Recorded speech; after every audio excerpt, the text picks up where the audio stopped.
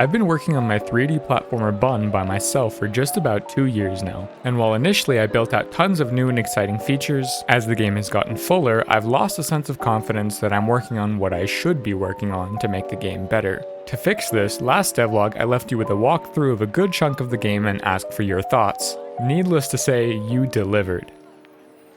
The following weeks I watched the comments section closely and pulled out every bit of feedback I could, grouping similar feedback to get a better idea of what exactly needs improvement. So after reading your feedback and considering time, I've decided the game needs a few major updates.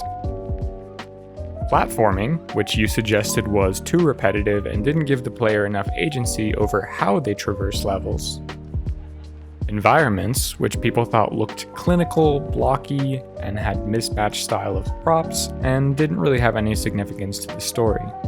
The story itself, which is vague, doesn't push the objectives of the game enough, and doesn't really unfold gradually over the course of the game, yet. And Boops, the collectible virtual pets in the game, which don't have a significant enough purpose in the game or story. I figure if I do one major updates for each of these focus areas, that should be a good roadmap to finishing the game and raising its overall quality. I do want to move fast, so let's get right into one of these. Since it's arguably the most important aspect of a 3D platformer and could inform how I tackle the environments update, let's start by improving platforming itself. Platforming.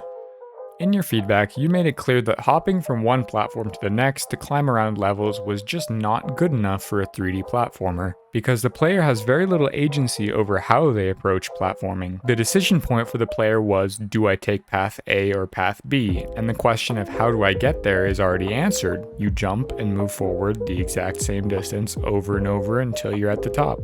This needed to change, so I decided to brainstorm some new concepts for platforming props so the player has more variety in traversing the environments and I have more options to assemble interesting platforming sequences. So in my brainstorming, I decided on a few new mechanics that I could feasibly add. Moving platforms, rotating platforms, conveyor belts, alternating platforms, and timed levers which tick down and reverse their effects when they expire. Moving platforms are going to require reworking Bun's character controller a bit so that I can add external forces. So I'm going to start with this, and it should set precedence for how I code the rest of the new mechanics.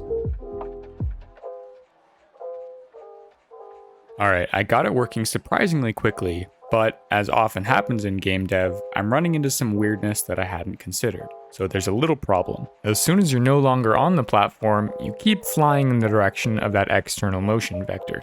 This is kinda cool, but also crazy, so to make it realistic, I added drag to that external motion, which pulls it closer and closer towards zero as soon as you aren't on a moving platform. And boom, you can pretty much fling yourself off a platform now, and drag will eventually bring Bun back to a resting state. Now that I have the logic for adding that external force to the player when they're inside of a trigger, next I decided I can reuse the exact same code and make a conveyor belt.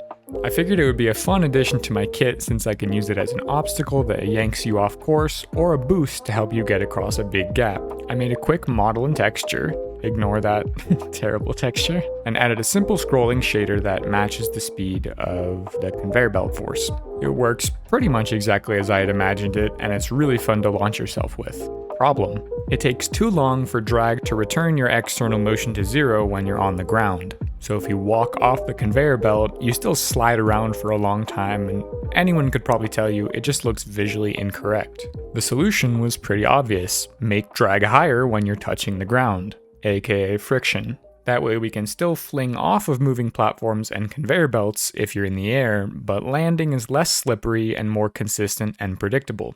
I ended up setting drag on the ground to something around 3 times higher than in the air, so walking off a conveyor belt brings you to a stop pretty quickly, but jumping off of it flings you a greater distance. Pretty cool. Overall, I'm getting really excited about these new movement options, and I already see many possibilities for combining them. Since external motion is added on top of the same tight movement mechanics as before, and control is never taken away from the player, these mechanics feel like a natural evolution for the game.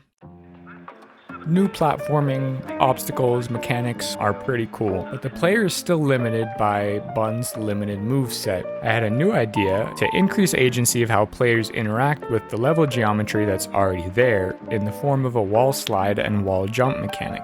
Making contact with a wall while you're in the air now puts Bun into a wall slide state, gripping the wall for stability and slowly sliding down it. As soon as you touch the ground, the wall slide ends, so make sure to jump off the wall for an extra boost in the direction you're facing.